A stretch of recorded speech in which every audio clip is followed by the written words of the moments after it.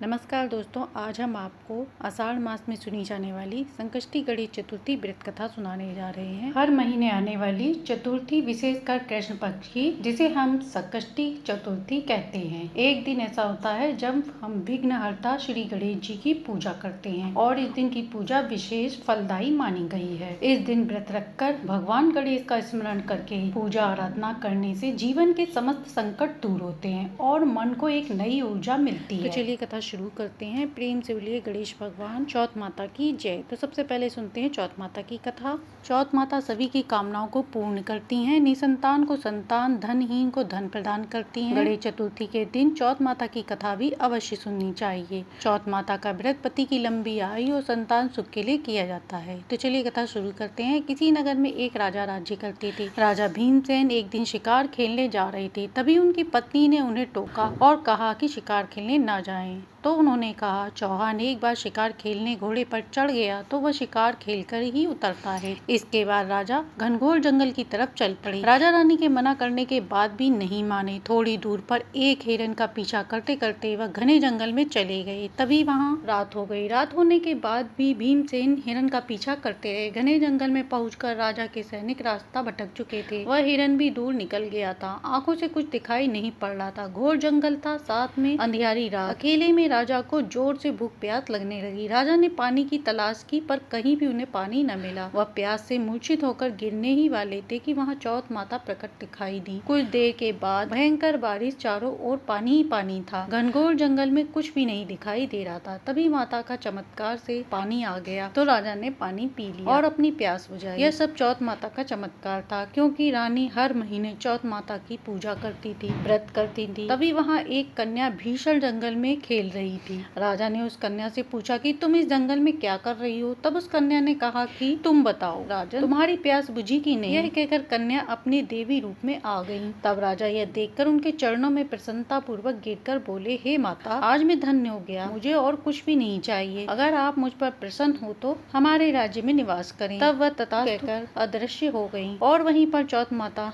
अपनी प्रतिमा छोड़कर चली गयी। राजा माता की प्रतिमा लेकर बाजबाड़ा लौट पड़े। वहाँ पहुँचकर राजा ने पुरोहितों के साथ बाजबाड़ा में मार्गशीर्ष की चतुर्थी पर विधि पूर्वक माता को कराया। तभी से वहाँ चौथ माता की पूजा होने लगी। अब वहाँ भारी संख्या में लोग दर्शन करने आने लगे। तभी से इस मंदिर की स्थापना हुई और कहा जाता है सुहागिन महिलाएं पति की लंबी आयु की वृद्धि के लिए व संतान सुख के लिए यहाँ आकर पूजा आराधना करती हैं। चौथ माता गौरी माता का ही स्वरूप है। इनकी पूजा करने पर अखंड सौभाग्य का सुख मिलता है। तो प्रेम से बोलिए चौथ माता की जय। अब सुनते हैं गणेश जी की कहानी। बहुत समय की बात है, देवताओं और असुरों के बीच घोर संग्राम हो रहा था। असुरों के राजा सिंधुराज ने कठिन तप कर अनेक शक्तियां प्राप्त की थी। वह इतना शक्तिशाली हो गया था कि देवताओं को पराजित करने लगा। इंद्र, अग्नि, वरुण, यम और अन्य देवताओं भी उससे भयभीत होकर ब्रह्मा जी के पास पहुँचे और उनसे रक्षा की प्रार्थना करने लगे। ब्रह्मा जी ने कहा, हे देवगण, जब तक आप लोग भगवान गणेश जी की शरण में नहीं जाते तब तक आपके संकटों का नाश नहीं होगा। सारे संकटों का नाश केवल विघ्नहर्ता गणेश जी ही कर सकते हैं। यह सुनकर सभी देवता कैलाश पर्वत पर पहुँचे और भगवान शिव और माता पार्वती के चरणों में गिरकर बोले, हे माता, हे प्रभु,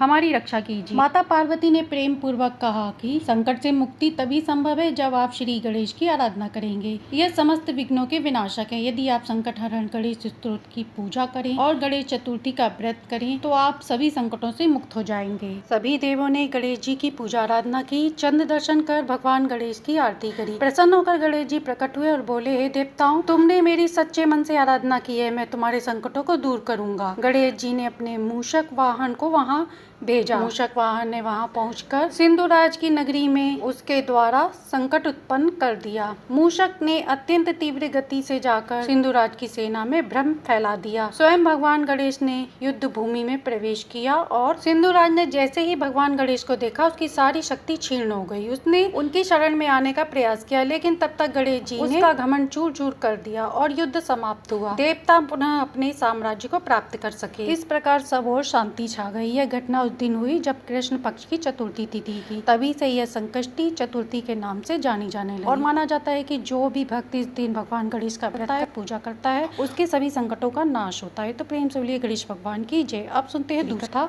द्वापर युग में महेशमती नगर में महेशमत नाम का एक राजा राज्य करता था। वह बड़ा ही पुण्यशील और प्रतापी राजा था। उसके राज्य में प्रजा बड़ी सुखी रहती थी। वह अपनी प्रजा का लालन पालन बहुत अच्छे से करता था, परंतु उसे बस एक ही बात का दुख था कि उसके कोई भी संतान नहीं थी, जिस कारण राजा और रानी अत्यंत दुखी रहते थे। वेदों में निसंतान का जीवन व्यर्थ माना गया है। यदि निसंतान व्यक्ति अपने पितरों को जलदान देता है तो उसके पितृगण उस जल को गर्म जल के रूप में ग्रहण करते हैं। इसी तरह राजा का बहुत समय व्यतीत हो गया था। उन्होंने पुत्र प्राप्ति के लिए बहुत से दान यज्ञ आदि पूजा पाठ किए, फिर भी राजा को पुत्र की प्राप्ति नहीं हुई। जवानी ढल गई और बुढ़ापा आ गया, किंतु उनके वंश की वृद्धि नहीं हुई। इसके बाद राजा ने विद्वान ब्राह्मणों और अपनी प्रजा को बुलाकर उनसे परामर्श किया। राजा ने कहा, हे ब्राह्मणों, हे प्रजाजनों, हम तो निसंतानी हैं, मेरी क्या गति होगी। मैंने अपने जीवन में कोई भी पाप नहीं किया, मैंने कभी भी अत्याचार द्वारा धन अर्जित नहीं किया। मैंने तो सदैव अपनी प्रजा के हित का पालन किया तथा धर्माचरण द्वारा ही पृथ्वी का संचालन किया। मैंने दंडी चोर डाकुओं को दंड दिया, भूखे के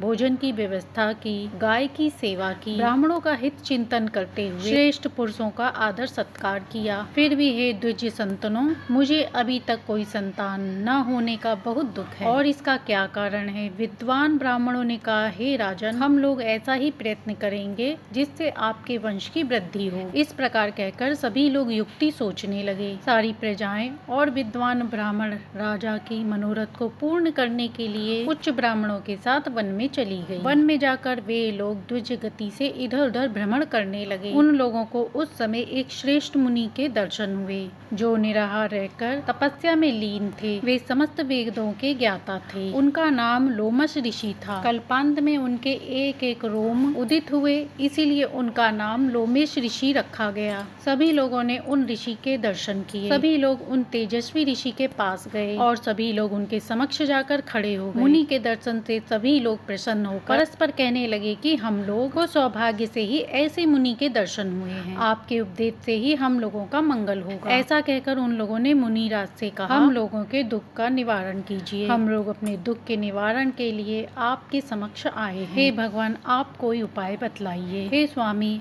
आप जैसे महात्मा को पाकर हम लोग किसी और के पास कैसे जा सकते हैं? आप ब्राह्मण और ऋषियों में श्रेष्ठ हैं। फिर भी हे द्विज संतनों, आपके उपदेश से ही हम सभी का मंगल होगा। ऐसा कहकर उन लोगों ने मुनिराज से कहा। इसके बाद उन्होंने सारी बातें बता दी और कहा, हे भगवान, आप कोई ऐसा उपाय बताएं जिससे हमारे राज्य के राजा का कल्याण हो। और कहा, हे स्वामी, आपको पाकर हम किसी और अन्य से क्या कहें? आप ब्राह्मण और ऋषियों में श्रेष्ठ हैं। आपसे बढ़कर कोई दूसरा पुरुष हमें दिखाई नहीं दे रहा। महर्षि लोमेश ने कहा, सज्जनों, आप लोग किस कारण यहाँ आए? मुझे अपना प्रयोजन विस्तार पूर्वक बताएं। मैं आपके कल्याण की भावना रखता हूँ। तपस्वियों की सेवा केवल परोपकार के लिए ही होती है। प्रजाजनों ने कहा, हे प्रभु, हम लोग जिस महान कार्य के लिए यहाँ आए हैं उसे सुनिए। हम महेशमती नगर के निवासी हैं। हमारा राजा बहुत ही धर्मात्मा, पुण्य करने वाले हैं। वह दानवीर सूरवीर हैं। उन्होंने हमारा पालन पोषण किया, परंतु ऐसे राजा को आज तक भी कोई संतान की प्राप्ति नहीं हुई है। हे भगवान, माता पिता तो केवल जन्मदाता ही होते, किंतु वास्तव में राजा ही पोषक करता है। उसी राजा के लिए हम लोग इस गहन वन में आए। हे ऋषि, आप कोई ऐसी युक्ति बताइए जिससे राजा को संतान की प्राप्ति हो, क्योंकि ऐसे गुणवान राजा को कोई पुत्र ना हो, ये बड़े ही दुर्भाग्य की बात है। हे ऋषिवर, ऐसा क्या करने से राजा को पुत्र की प्राप्ति होगी? आप हमें कृपया करके बतलाइए। ऋषि ने कहा, हे ब्राह्मण, आप लोग ध्यान पूर्वक सुनो, मैं संकट नाशक व्रत को बतलाता हूँ। यह व्रत करने वाले व्यक्ति को संतानहीन को संतान मिलता है, निर्धन को धन मिलता है। आषाढ़ कृष्ण पक्ष की चतुर्थी को स्कंद गजानन नाम के गणेश जी की पूजा आराधना करें। श्रद्धा पूर्वक इस व्रत को धारण करें। उसके बाद ब्राह्मण भोज कराएं, ब्राह्मणों को वस्त्र दान करें। गणेश जी की कृपा से उन्हें अवश्य पुत्र की प्राप्ति होगी। महर्षि लोमेश की यह बात कर सभी लोग हर्षित हो गए और उन्हें दंडवत प्रणाम करके खड़े हुए और सभी लोग वन से अपने नगर को लौट आए। नगर में आने के बाद वन की सारी घटना को राजा के पास जाकर सभी ने बतलाया। सभी लोगों की बात को सुनकर राजा ने प्रसन्नताचित्त होकर सभी को प्रणाम किया। इसके बाद विधि पूर्वक उन्होंने गणेश संकष्टी चतुर्थी व्रत किया और ब्राह्मणों को भोज आदि करा के वस्त्र आदि दान किया। इसके बाद रानी सुलक्षणा को गर्भाधारण के बाद गणेश जी की कृपा से सुंदर और सुलक्षण पुत्र प्राप्त हुआ। राजा ने नगर वासियों को संतुष्ट करके पुत्र का उत्सव मनाया। राजा ने ब्राह्मणों को धन देकर संतुष्ट किया। श्री कृष्ण जी कहते हैं, हे राजन, इस व्रत का ऐसा ही प्रभाव है। जो व्यक्ति इस व्रत को श्रद्धा पूर्वक करता है, समस्त संसारिक सुखों के अधिकारी हों। तब श्री कृष्ण ने भी कहा, हे महाराज, आप भी इस व्रत को पूर्ण कीजिए। श्री गणेश जी की कृपा से आपके भी सारे मनोरथ पूर्ण होंगे और आपके संपूर्ण शत्रुओं का विनाश होगा और आप अतुल्य राज्य के अधिकारी बनेंगे। हे युधिष्ठिर, जो भी इस व्रत को करते हैं, उन सभी की मनोकामनाएं पूर्ण होती है। तो प्रेम से बोलिए गणेश भगवान की जय, चौथ माता की जय। जो भी भक्ति भाव से आषाढ़ मास की संकष्टी गणेश चतुर्थी के दिन इस कथा का श्रवण करता है, उसकी समस्त मनोकामनाएं पूर्ण होती हैं। आशा है कि आपको ये कहानी पसंद आई होगी। कहानी पसंद आई हो तो लाइक शेयर करें, सब्सक्राइब करें।